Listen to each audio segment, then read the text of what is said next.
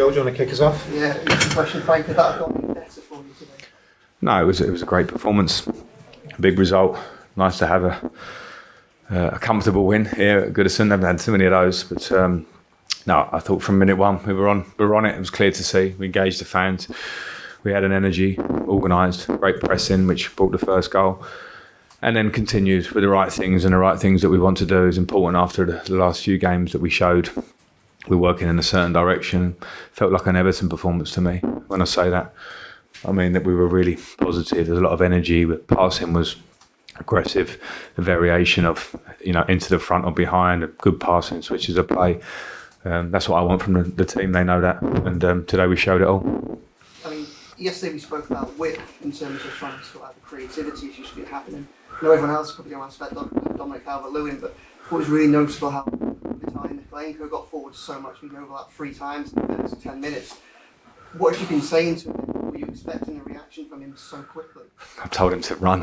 I told him to overlap. I spoke with him yesterday. I think it's, I think we started the season with a back 3 and we were without a striker. Then we changed, and Patterson was obviously in the team and being quite aggressive with, more aggressive with our fullbacks. And now where Seamus has come in, I just felt the balance of the team today to have Miko really getting forward and trying to tell him and help him. Quite pleased he was on my side in the first half because you can really affect him, which affected Damari's position, which got us more bodies up the pitch. And so delighted with the way that worked, and it made us look more of a threat, as you saw. One of the things that Everton struggled with a little bit this season, when they have gone ahead, they've perhaps shrunk back a little bit by the pressure. That wasn't the case today. That's what we've been working on with them at Finch Farm to try and make sure that when they did eventually go ahead again, they had a better performance. They maintained that level of intensity. Yeah, and that's probably a development of the team because there's a bit of extra belief, but also the structure. We pushed Alex slightly higher up the pitch in a couple of the recent games, but to affect more pressure off the ball and be a little bit more positive in trying to win the ball back, and that worked well today. So we have to try and understand that, and understand that we can continue in a way when we go 1-0 up, and we can get a feeling of solidity in the game, and we restricted them to really minimal chances considering their qualities and their threats. So I can't complain. There's always room for improvement, but against a good opposition who are in pretty good form, I thought we were spot on.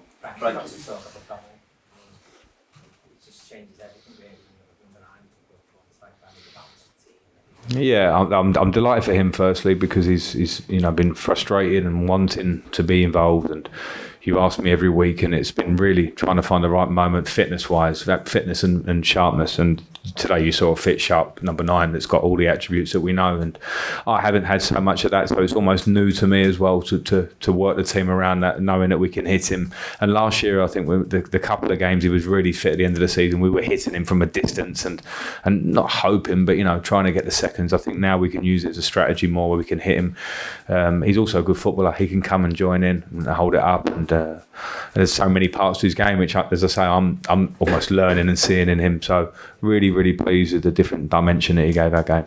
Do you think it's too late for him to get in the World Cup squad? Well, I don't know. That's Gareth's choice, but what I do know is that Gareth knows him really well, and Gareth has picked him and had him at tournaments. So I don't think it's so much finding out much new about him. It will just be hopefully seeing that Dominic's fit and firing, which today he was.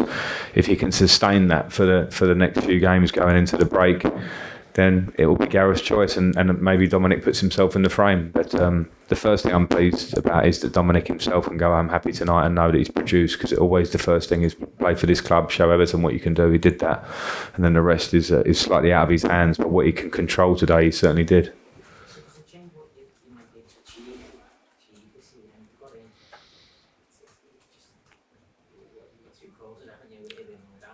Yeah, I don't think you can look away from the fact that what I know in the modern day a 60, 70, 80 million pound striker can do for you. That's a fact. When he's at his best, we saw it here when he's been fit previously.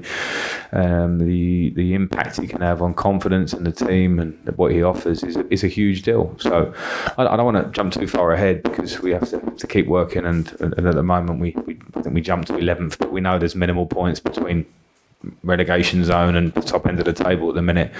But yeah, I think if we can keep him fit, then of course, big plus for us, big plus. Frank, I think you said your mic's just popping next. Sorry. So he wants the attacking players to be a bit braver, more decisive, and having shots. like 6 shots on target, really different. Is that a result of that bravery in people, like cutting inside and actually getting a shot off? Yeah, I think it's the individual players and also the structure of the team. And, you know, when you go to Tottenham, for instance, you know, and you have a strategy, counter-attacking is a strategy. We saw that. If we take those chances, we probably get something from the game.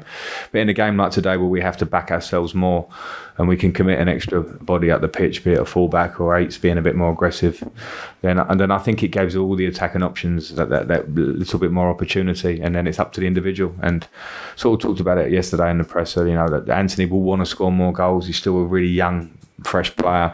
Damari will want to score more goals because that's the bit in his game that you kind of go, come on, you can do that bit more.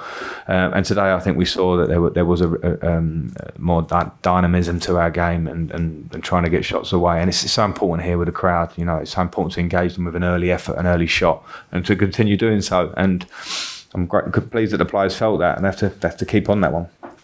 Frank, you called for patience this season, but has that performance showed the level that your team's capable of reaching, hopefully more consistently across? Yeah, possibly, but maybe a lot of teams in this league can perform sporadically. The best teams do it every week. So I think we've shown it in parts of games and in different ways this season, progression.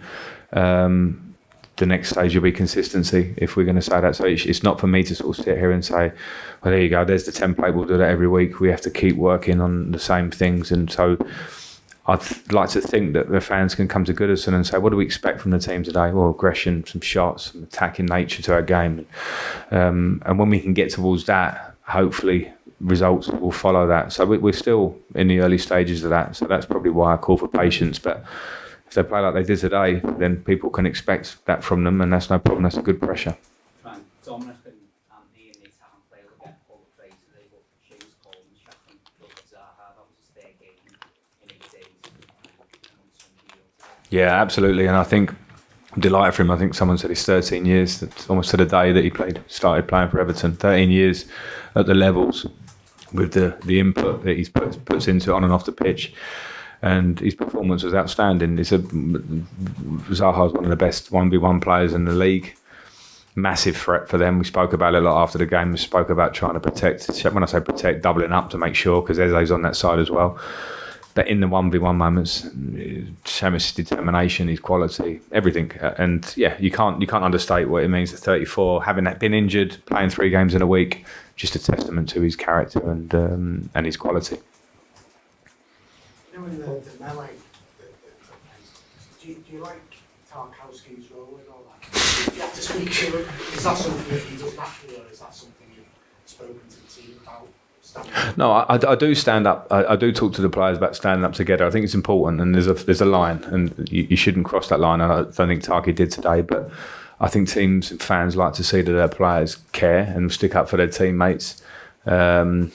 And sometimes the big boys. Tarky's a big boy, and I thought it was good to see the team come together. You know, and again, I don't want to go over a line because it's important that we don't. But that's what I want to see in an Everton player. So yeah, happy with that. Okay. Thanks a lot. Thanks, everyone.